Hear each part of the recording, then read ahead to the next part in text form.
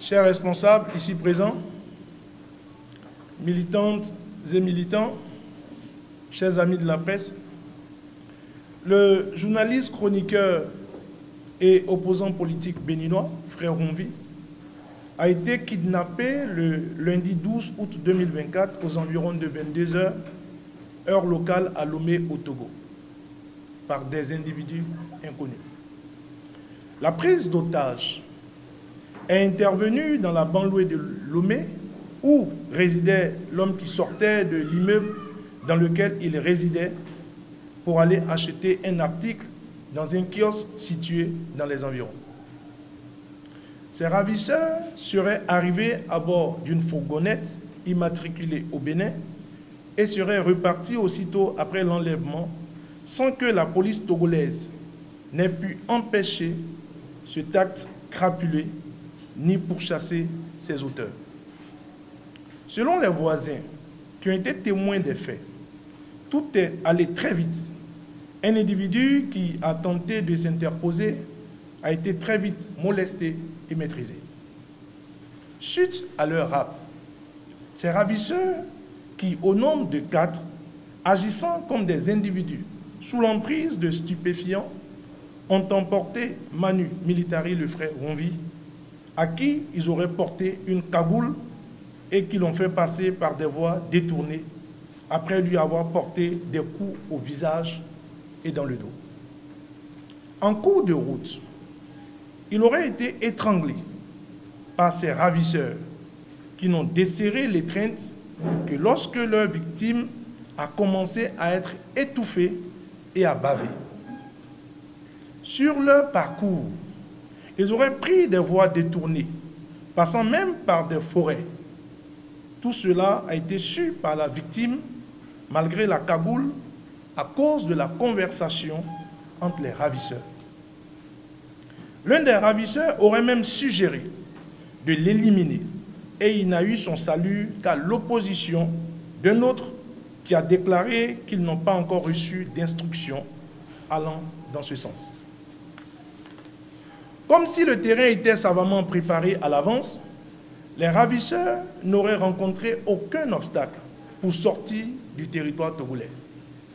Ce n'est qu'arrivé sur le territoire béninois qu'un agent de la police républicaine se serait présenté à leur otage pour lui placer les menottes et le conduire jusqu'à Cotonou.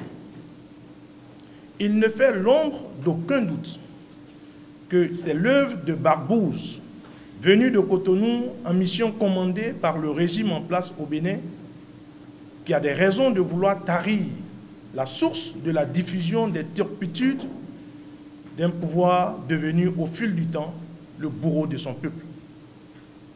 La ligne éditoriale, toujours bien documentée et sans concession du chroniqueur, était devenue le pire cauchemar des autorités béninoises qui ont dû recourir à des méthodes dignes de la mafia pour en venir à bout.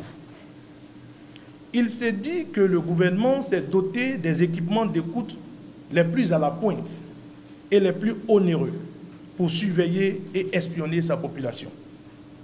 Pendant ce temps, par manque d'informations crédibles, nos populations et nos soldats tombent sous les balles des terroristes. M. Patrice Talon, candidat à l'élection présidentielle de 2016, n'avait-il pas recommandé que les renseignements devraient être utilisés pour assurer la sécurité des populations et sauvegarder l'intégrité du territoire national plutôt que d'espionner ses compatriotes? Hélas, ce temps est révolu. La répression des opposants et de la jeunesse étant devenue l'axe central de la politique gouvernementale, le gouvernement se fourvoie, s'embrouille et ment à longueur de journée au peuple. Toutes les réformes législatives en matière pénale ne visent qu'à restreindre l'espace de la liberté d'opinion et d'expression pour le rendre inexistant.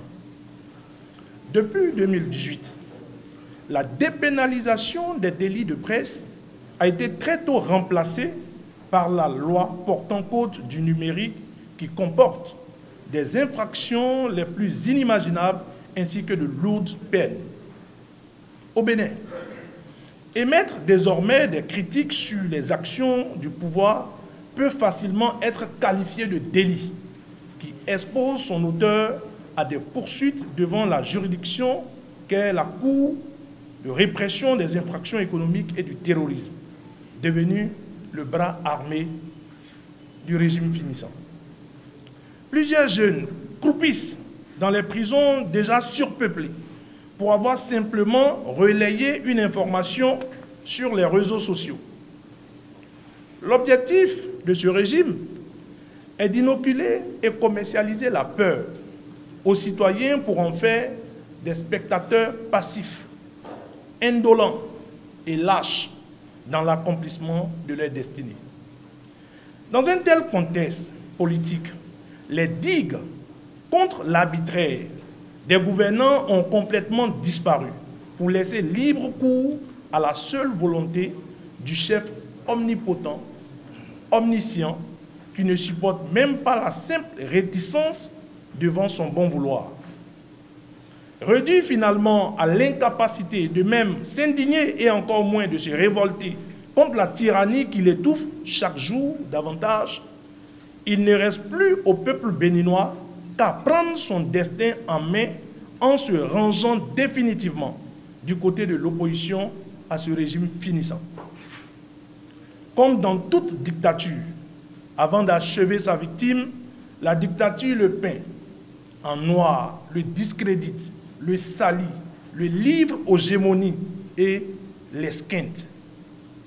La communication mensongère du gouvernement par le canal des Clébé a déjà commencé à salir la réputation de frère Honvi en le taxant de cybercriminel. En effet, certains de nos compatriotes qui prennent les opposants comme leurs ennemis irréductibles s'offusquent de l'intérêt de l'émoi suscité au sein des populations par le kidnapping de frère Honvi. L'indignation généralisée provoquée par ce rapt indigne n'a étonné et contrarié que ceux dont les intérêts ont toujours été opposés à ceux de notre vaillant peuple. Car, en fait, pendant près de 8 ans, frère Honvi n'a-t-il pas synthétisé et fait connaître au monde entier les aspirations de notre peuple et les brimades dont il est victime une fois par semaine? N'a-t-il pas courageusement dénoncé les dérives politiques, sociales et économiques du pouvoir déviant, liberticide de la rupture? Il a constamment mis à nu la gouvernance sulfureuse en cours faite de combines, d'arrestations brutales, bref, toutes les indignités des gouvernants mettant ainsi véritablement en difficulté le pouvoir du président Patrice Talon par la puissance de sa plume et de sa verve. C'est pourquoi le peuple béninois l'a adopté et se tient religieusement plus que les conseils des ministres tous les vendredis à son écoute. C'est pour cette raison que notre peuple rejette et dénonce le malheur advenu à l'activiste, aux journalistes, aux chroniqueurs politiques, frère Honvi, et considère que c'est également son malheur, c'est-à-dire le malheur du peuple. Aujourd'hui, chaque Béninois se considère comme un frère Honvi. Tous les combattants de la liberté s'indignent à cet authentique, s'identifient plutôt à cet authentique héritier, sans peur et sans reproche, de nos héros Béhanzin, Bioguera et Kaba. Par ses chroniques incisives, frère Honvi a incarné le patriotisme et les valeurs de notre République, une et indivisible. Ainsi, quoi que disent et fassent les clébés de la rupture et la justice pour ternir l'image de frère Honvi, ils auront, comme on le dit communément, tiré à terre. Nous voulons dire haut et fort que Honvi n'est ni un délinquant, ni un cybercriminel. Son seul crime est sa pugnacité à mettre en exergue les dérives d'un régime finissant. Que nos poètes le louent à travers leurs verves, que nos chansonniers chantent son courage, sa probité, que la jeunesse redouble d'imagination pour immortaliser ce terreau.